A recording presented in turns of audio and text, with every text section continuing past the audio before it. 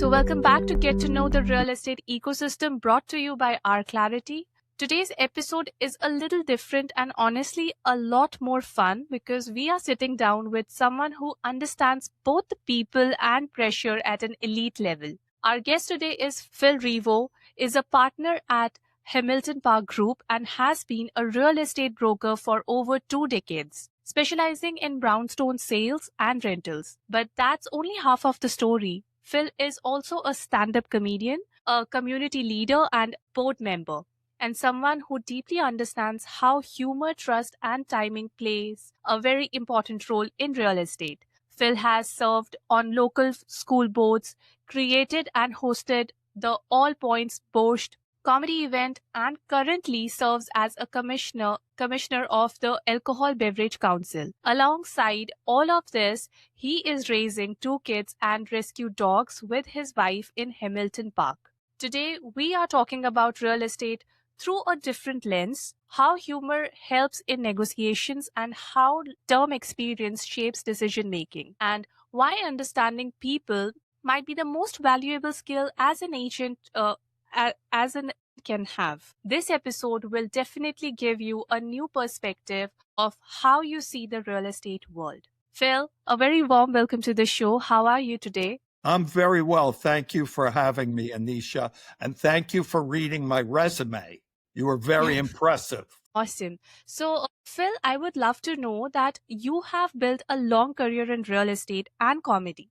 Which came first, and how did one end up strengthening the other? Well, I've been involved in comedy and film since leaving university, graduating 40 years ago. But, it's not something that's consistent. And it leaves me enough time to practice real estate, which I've been doing over 25 years, using the comedy and the film knowledge and general real estate career. Real estate and comedy both put you in front of people who are emotional, opinionated, and unpredictable. When did you realize this overlap actually gave you an advantage? Well, I think the whole thing with comedy is it's good to be honest. There are funny things in life. And if you don't take yourself too seriously, it helps. I remember when I first started in real estate, I was making films and doing comedy, and I took it a little too seriously, showing a property and needing the money and wanting to make the sale. But once I brought that down and just talked to people and explained to them why my, purchasing our brownstone was the best financial decision we ever made. It helped me become a better salesman. And being salesman has, hearing the word or salesperson has negative connotations. And I try to change that by just being a person who sells real estate. And everyone has a place to live, needs a place to live. And it doesn't have to be one of the 3 houses that I show you the first time out, like it is on a lot of television shows. They take someone out, they show them 3 houses, they make an offer, and they buy it. That's not how it works. It's not how it works. When my wife and I bought our first house, we must have seen 20 to 30 properties plus open houses. And we bought when we were ready. And I remember that. It wasn't that, it was 30 years ago, but I can remember that. It's a big decision. Living in a house, making a purchase, it's a big decision. And I'm just glad we made that decision. I remember our broker at the time said, are you ready to make investment? You're not buying a house, you're making an investment, but it's something, you could live in, raise a family, be part of a community. But it is also an investment, meaning whenever you go to sell, hopefully, knock wood, and it's been this way, at least in my hometown, my area, for 25 years I've been practicing. Meaning you sell someone, there's nothing better than showing a person an apartment, selling them a condo, selling their condo, and then selling them a house, and then selling their house when they go to retire or move somewhere else. And that's something that could take 20 years to complete the cycle. It's not an overnight success. You have to work at it. And that's something I'm not afraid to do. So, what version of Phil Revo showed up in year one, and how is he different from today? I'm from the generation where we admit the wife has the baby. So we didn't have the baby. My wife had the baby, and then I was without a job. So I was a little desperate.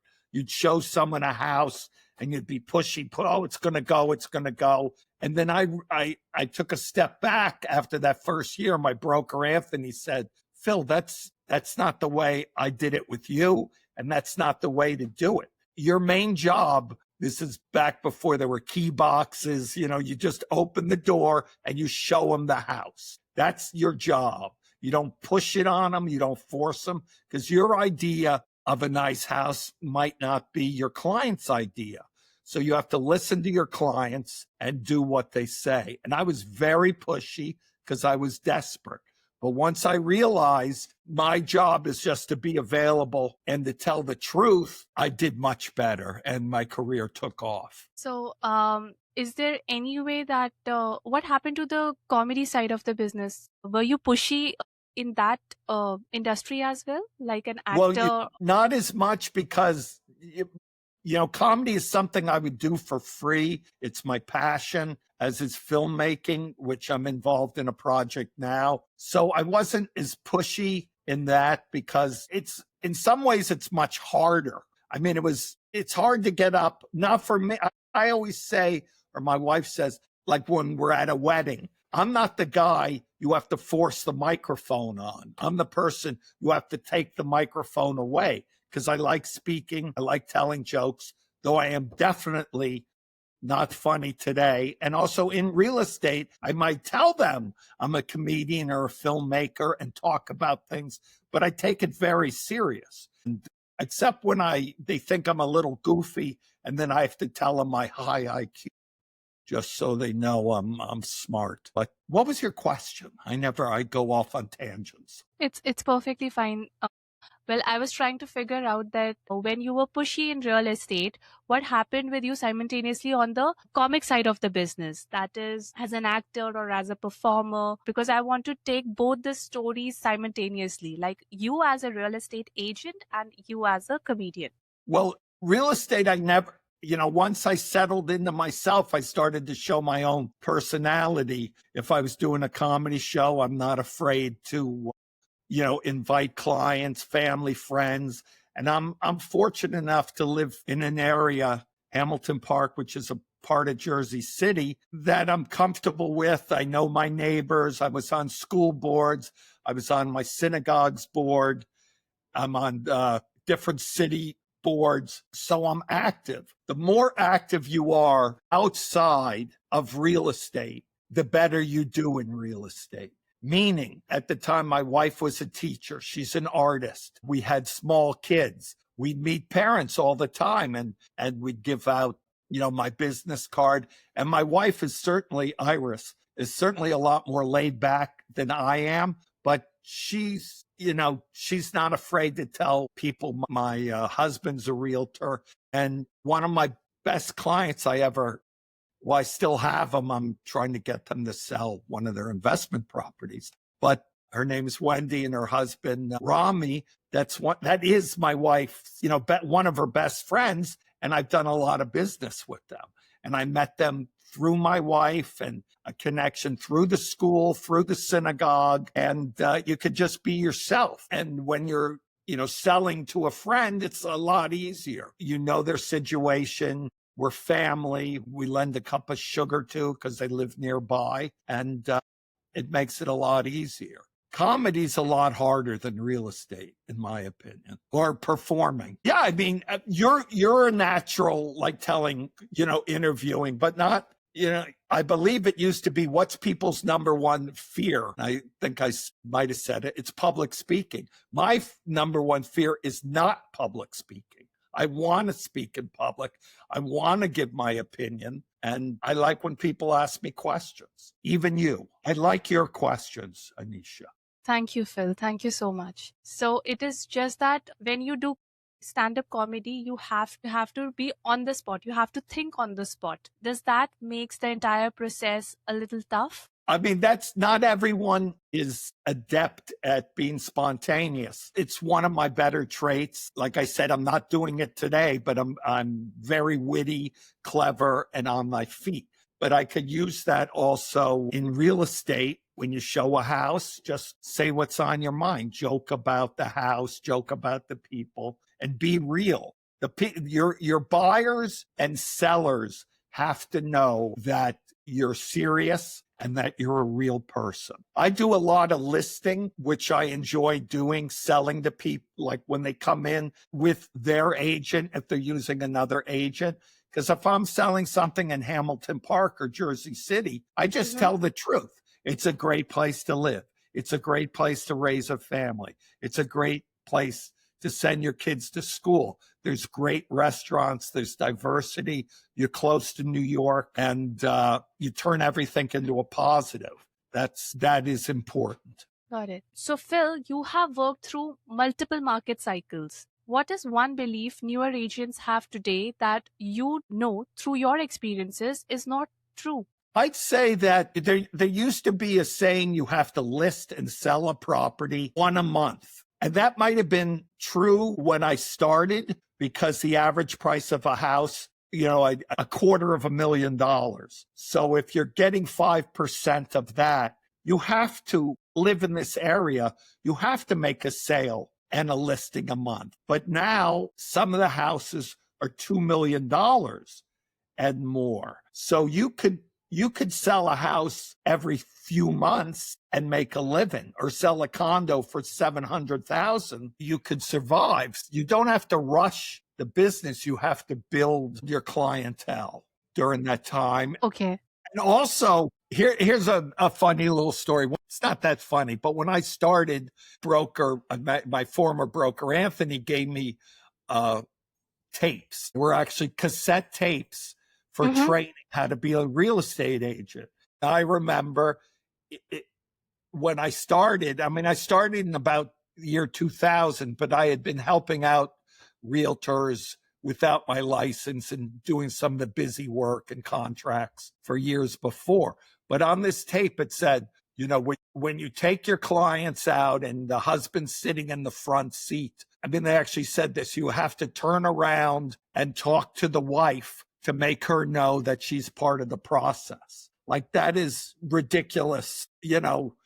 That's antiquated thinking. So, we don't think like that anymore. And there's all sorts of relationships and genders, and you just have to adapt with the times, which is something I think people in cities do. Jersey City is a city of about 300,000 people, but we have New York a mile away, which has its 8 or 9 million, and we have all different types of people. It makes it important to adapt with the times, to the people, and how they relate. I know that people under 40 are different than people over 60, and they certainly ask a lot more questions, which is good. I remember when we bought our first house, you didn't ask what the interest rates were. You were given a couple phone numbers. You called the brokers, and they just say, okay, the rate is 8. Our first rate was 8.25. That's very high. And, that's what the rate was. And you didn't question it. You didn't know to shop around. But people now are a lot more knowledgeable about making a purchase. The one thing we can't do is tell them, we can't guarantee the value will go up, because it depends when they'll sell.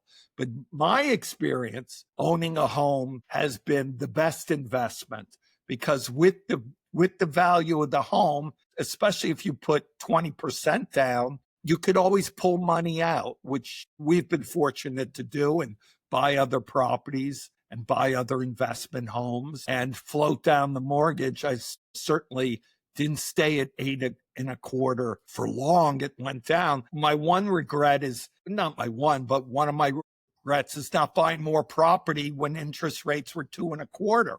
Look, there's my wife. I'm on camera. Oh My God. I'm apologizing. Say hi to Anisha. Hi, Nisha. That's Iris. Hi, Iris. No, Phil, it's absolutely fine. It's real. That's real, unscripted, spontaneous. Before she went in the picture now. Yeah, but you went in, you had to get your lip gloss and go on camera now. She has a big interview on Thursday night with an art forum. Where are you going now, hon? To the studio? Okay. Don't let the door hit you on the way out. She's not leaving. Okay. Go on. Enough. My next question would be, you specialize in brownstone sales and rentals. What do buyers and renters consistently underestimate about these properties? That they're a lot less work than you think they are Okay. going to be. I mean, if you want to renovate, that's up to you. That's always work. People like to renovate. There's different trends. So I know we did some renovations years ago, and the kitchen was that mosaic. It's way out of style now. It's white cabinets, white countertops, stainless steel. You know, that is When it comes to brownstone sales and rentals, how is it different from any residential property? Can you explain it to me? yeah, sure. This house that we Yeah. live in, that Yes. it's brick, was built in 1845. Well, you're only seeing part of it, but yeah, it's lived in. You know, places don't break all the time. Like people worry about the roof, and when they're asking about the roof, you get the roof fixed, and then it lasts 20. If there's a problem with the roof, you get it fixed. This house is 180 years old, and it's still standing. So it's going to stand. You know, it's from before Lincoln. It's going to last through the current administration and another 100 years because they were built solid. And granted, things break, but you replace them. When you sell a brownstone, you're selling a home, you're selling history. You know, it's more space. Let's say our house is 2,500 square feet, or that's the average brownstone. There's different floors, so you could do different things. We bought this house, the kitchen, there's 4 floors. The living room was on the 3rd floor with the kitchen, which to us made no sense. So we turned that into a bedroom, and we brought the kitchen downstairs. And everyone is adaptable, and everything can be changed as long as you have permits and you know what you're doing. Got So it.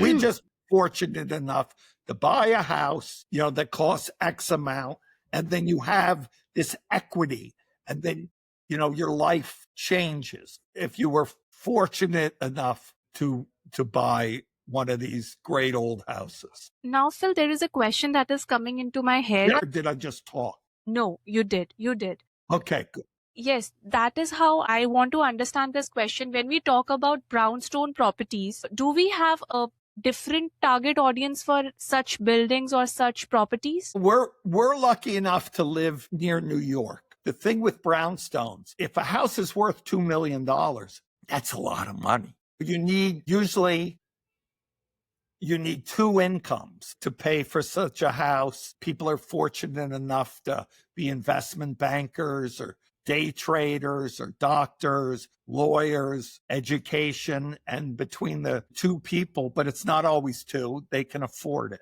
And the other thing is we're located, you know, New York is here, we're 3 miles away. So we get people from Manhattan who come over and see a brownstone. This same house that I say $2 million could be 4 to 6 million in Manhattan, 2 or 3 miles away, and probably 3 to 5 million in Brooklyn. So it's, you know, it's still a good deal if you can find someone that can afford it. I got it. And is there any belief that the older the property is, the higher the value of that property? It depends. You know, the taxes are high. Usually brownstones come in all shapes and sizes. Okay. Ours is, I think, about 17 feet wide, which is, you know, average. But there's ones that are 12 feet, and then the ones that are 25 feet. So you can get some, you know, big houses. And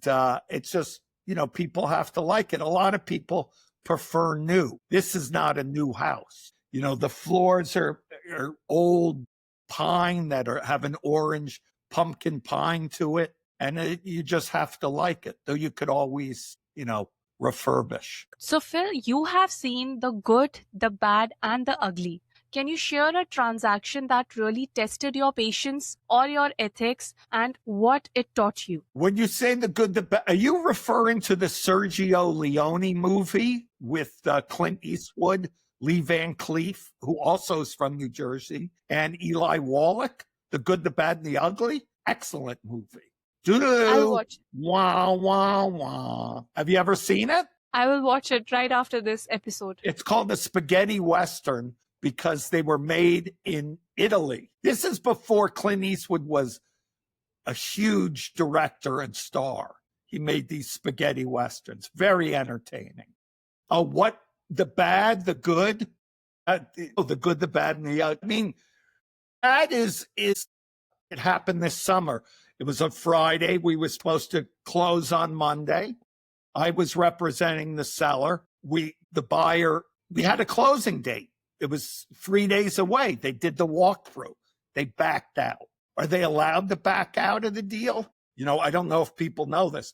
You're not allowed to, but then the seller has to sue. So and put it back on the market. So, it's just wasted 3 months of time because it's tied up. You can't sell a property once you're under contract, but the buyer walked away. So the seller can't sue the buyer until they show, unless they sell the property for less and they could sell and then go to court. So you really are nervous when you're selling a property because you don't count your chickens till they hatch, meaning you don't count your sales. If someone doesn't buy a house or a property, I don't get mad. If someone backs out, it's still going to sell. It really, the world we live in, and having relatives and family, kids and parents in their 90s, that's what matters. Your family matters. Your friends matter. That's what's important. You might be mad for a minute if a buyer walks away for no reason, but you have to convince your seller. And if you've always been upfront since the beginning, they're going to believe you.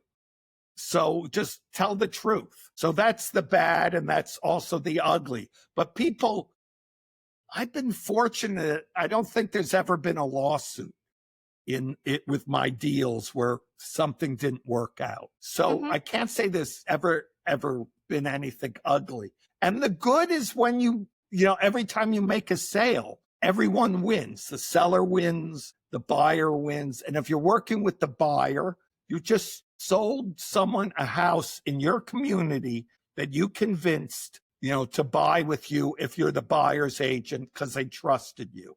And that'll make you happy, setting a family up. Or if you represent the seller, helping them with retirement money. Maybe they're going to Florida or warmer weather or to the beach, and you help them reach that goal of selling. So, you're serving a purpose. And I think I mentioned early in the speech, is nothing better than renting the house, renting an apartment, selling them a condo, and then selling them a house. And like this year, I got an email from someone maybe I see every 5 years passing by, say hello. And they said, Phil, we'd like you to sell our condo. And I sold it to them like 19 years ago. And there's been very little, I send them an email, they're on my mail list, but there's certainly, a lot more agents now than there used to be. But they stuck with me. So that makes you feel good. That's awesome. I was just saying, money, people go, money is important. I've been poor, better off. It's better to be better off than poor. But I still, $2 for a pair of glasses. It's a good deal. Now, what is the most emotional client situation you have had to navigate, and how did you manage that? Did you ever had any emotional client situation? Several times, and this is something I'm proud of.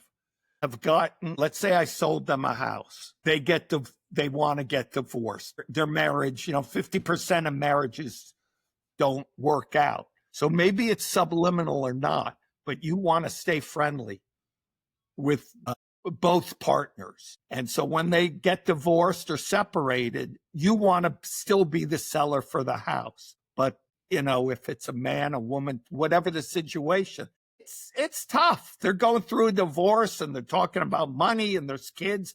And you really got to tell them that this will pass. Let's sell the house. But to me, it's important. Like, I don't want to give in to what I said or what has happened, but people cheat on each other, people die, people don't love anymore, people go to jail, and you have to still like the person and try to be empathetic. That's something I haven't mentioned, but it's something, once again, my broker taught me: empathy. Empathy is very important. Like when someone comes in the office, though it doesn't happen much anymore, and they ask, can I find an apartment for $1,000?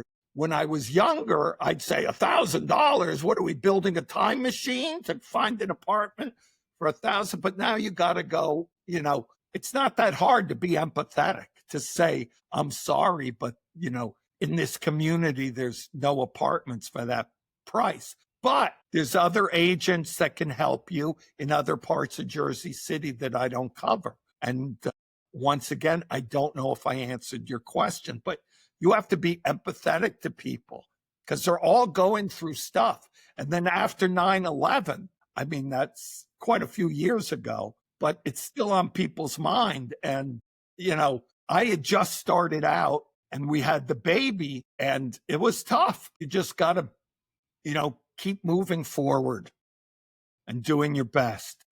And do you have any client situation story recently that happened with you? Can you recall anything? Well, I know, usually it happens when you're selling a property and they don't really want to sell. Sometimes people lose their job and can no longer afford a certain house and they have equity, but you got to explain to them that it's just 4 walls or how many walls. That's not who you are. That's not what you built here. What you built in this house was your family. Once you move out, you still have your family or what's left of the family, and the house, is no longer there, but you could do that elsewhere. You could build, a family and memories and have friends wherever you move and start a new life. And it's just emotional. It gets emotional. I mean, it's not fun to be, my age and all of a sudden lose your job or even be younger. And the job market's tough now. There's a lot of people, young adults, that can't afford this community anymore. And that's not a good thing, because that's one thing I miss. I mentioned it before. But when I talk about diversity, we're fortunate enough to live in an area where people are open-minded, which I love. Sexual, gender, race, religion, color of skin, politics, we tend to be open-minded. But the diversity is an economic diversity, because in the old, years ago, you had more rich and poor living together, but in the same area, and you didn't really care, because you just judge the person. But now there's less economic diversity, meaning it's becoming, for wealthy people. And Yes. that's why we have, in New York, here in Jersey City too, the politics have moved to the left, without commenting on that. Just, it's a fact. Yeah. And you are a strong advocate for NJ laws, fiduciary responsibility, and a fair housing. What is that one mistake agents make that could seriously hurt them legally? You don't judge a person by the size of their wallet, meaning, if someone's Section 8, they might have just had some bad luck that they're entitled to rent a property and live in a property. Right. Earlier, you mentioned, I was on I'm getting back to this, the ABC board, Alcohol Beverage Commission. Yes. I actually resigned from that. And now I'm on the I was appointed to the rent leveling board, which I like, because you would think a realtor, money, money, money. We want to help the landlords. But I like being on the rent leveling board in Jersey City. Our next meeting's next Thursday, because I get to see both sides. You get to, And I've experienced that, I've managed properties. There's things you have to do. We have rent control. You have to follow those. We have laws. You can't discriminate. And I'm, glad that I'm able to be on that board and see both sides. I mean, it's not landlord or owners versus tenants. We have this, economic warfare between the rich and the poor. I try to be, there's just what the right thing is. You don't evict people because they have more kids. You don't discriminate based on race. You judge everyone as an individual, and hopefully they're treated right and they follow the laws. I mean, that's what I always liked when I went for my broker license. I believe I studied, but so much of it was U.S. history, like different laws, civil rights law and equal opportunity and the different protected classes. That's stuff that everyone should know, not just someone going for the broker license, because it's U.S. history and it's human nature and it's how to treat people. And I try to use the empathy that I have. So I'm a bit of a wise guy on that rent leveling board. And also when I was on school boards or synagogue boards or community boards, you try to give back. Phil, I would like to move on to the next question, if I may, please. Okay, so you have managed offices and trained agents, am I right? Yes, I managed my group, not so much a broker office, but I had other side hustles involving property management and owning property and taking care of it with a team. Yes. So, Phil, my question is related to that only, that what is that one thing that separates two kind of people? One who are there to stay in the game and one who just disappears. The one thing I learned, one thing I know is the most important thing when dealing with people is either answer the phone or call them back. You might not be able to help them right away.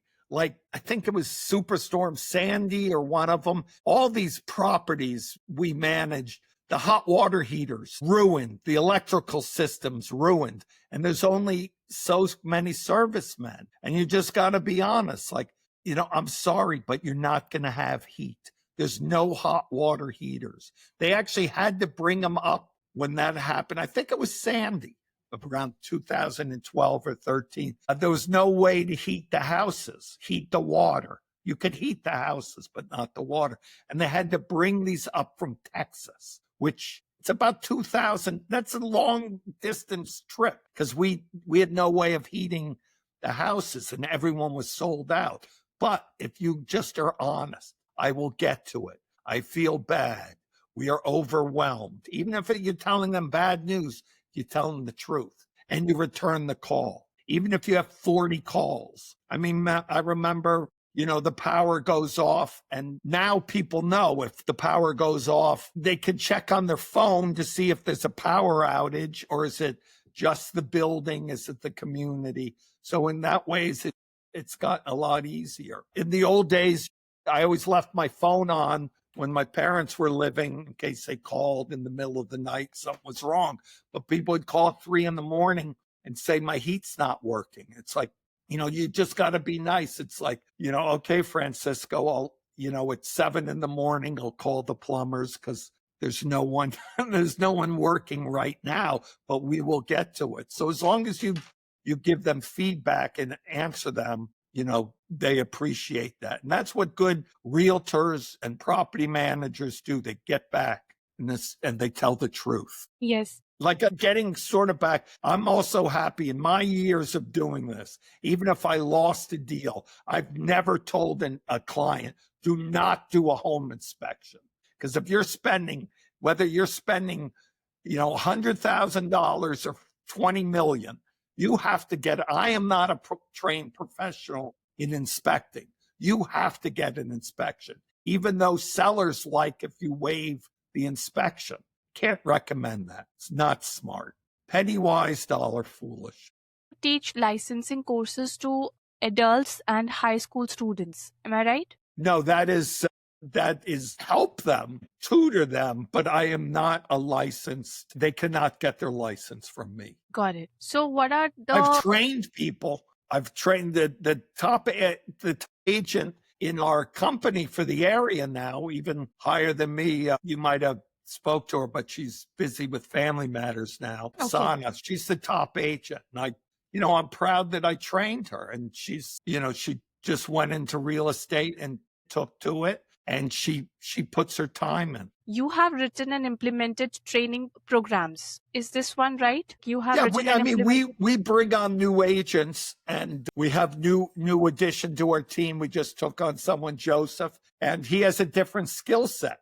He's he's younger than us, and he's good with mail and marketing. Like, there's some things I don't know how to do. I don't know how to put an envelope in a copy machine and have it print an address of one of our clients. And he just does it, types something up, and we have 1,000 letters. He taught me something. I'm not teaching him. He taught me. So we could still learn. My whole thing is we tell new agents, and Oksana, who I trained, it's not a 1 year. Don't worry about the 1 year. Don't worry about the selling one a month. Just stay on it. Just stay the course. Work every day. Return phone calls. Be honest. Show your face. Contribute. One of the added benefits is contributing. You meet people, and if you're self and you're likable, you will get clients. It'll come to you. Just keep doing what you're doing. That's amazing. And keep you have to spend money to make money, that old cliche. But spending money for us is not giving people money. It's marketing. Yeah. I liked it when stamps were 30 cents. Now they're 75, but it's still worth it to send a mailer. Marketing can never go out of the game. Yes.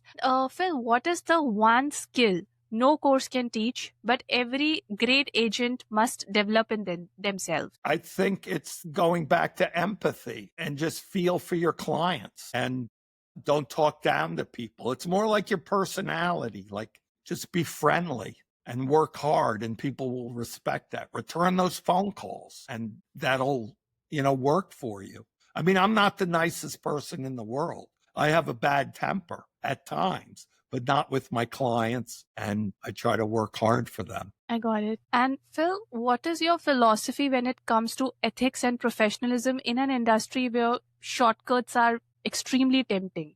Shortcuts don't pay off. I mean, if you do a shortcut, if you don't disclose thing, it's going to backfire. Might take a year, might take a week, but just be honest.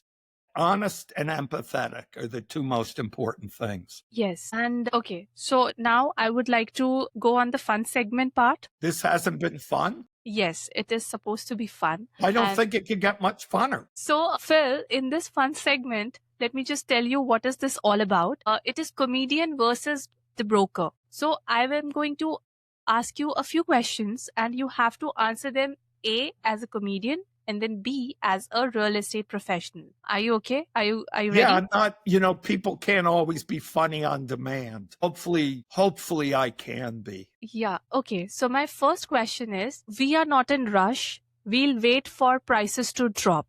What happens when you hear this statement from your clients? We can wait for prices to drop. We can wait, we wait till you win the lottery. We can wait till hell freezes over. But you need a place to live.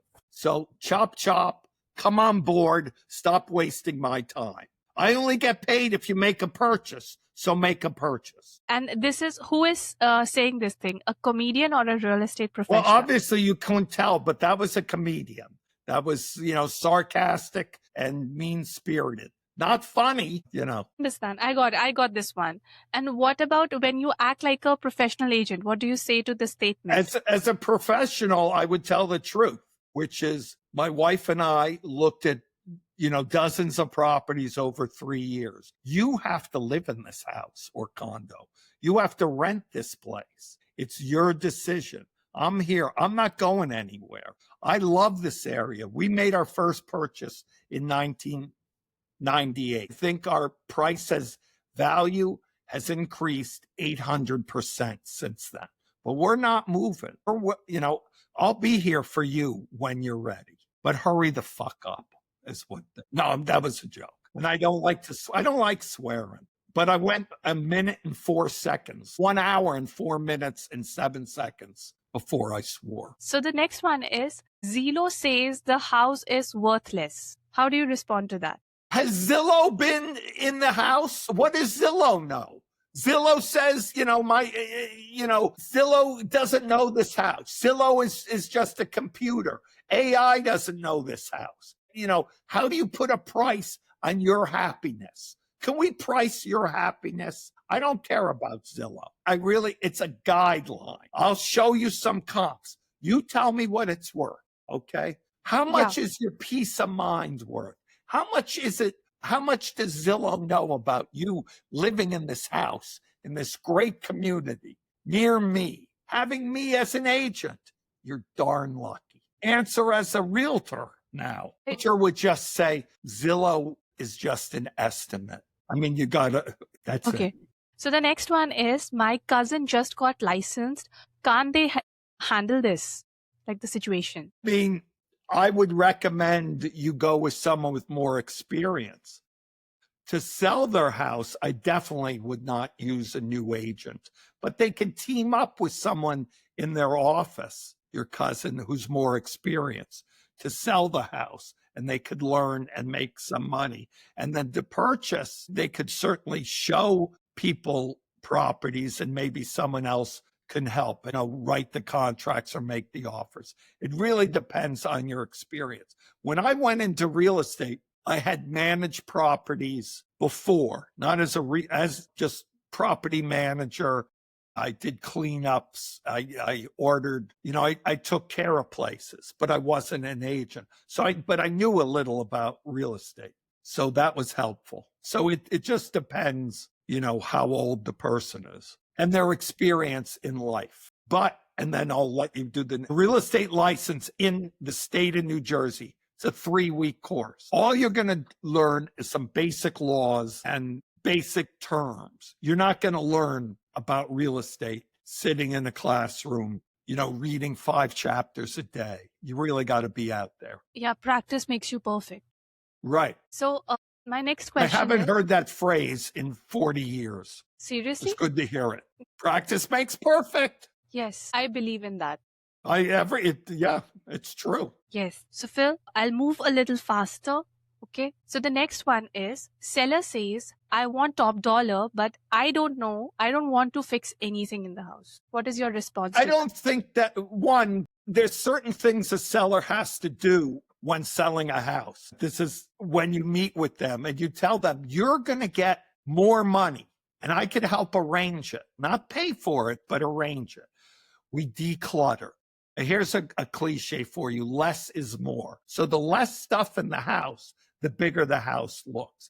And also, there is nothing a better investment than having your house painted. The other thing is you put in the listing being sold as is. I've never done that because a buyer has a right to have a home inspection. Okay. So if they do a home inspection after they're in contract and it says there's a gas leak and people could die of carbon monoxide poisoning, you're not going to fix that? Or if the fridge doesn't work, the oven doesn't work, you're not going to fix that? You're telling me it's as is? So a way to get around that, though, changing it up, is you could have the buyers do their home inspection ahead of time. We agree to a price, and this I did in the past. It's tougher with the new buyers. Do your home inspection, make your offer based on what you know. You're about to spend $1 million, $2 million, spend $1,000 on a home inspector.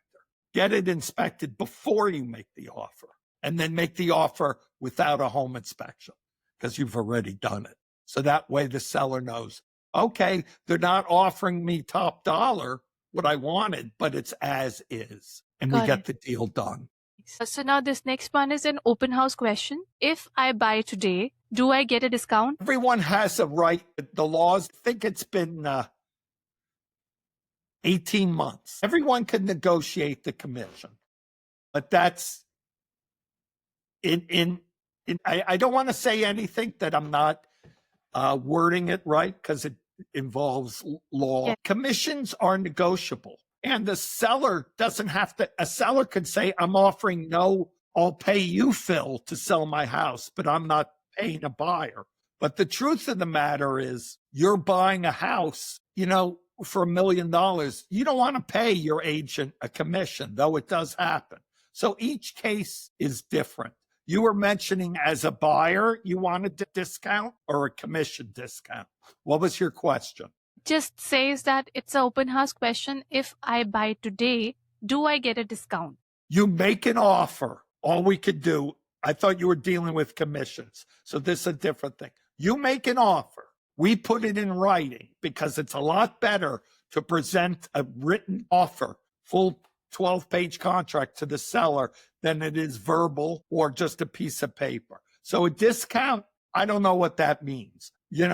I don't make that decision. It's not my house. We write it up. If you're my client, we present it. The owner makes that decision.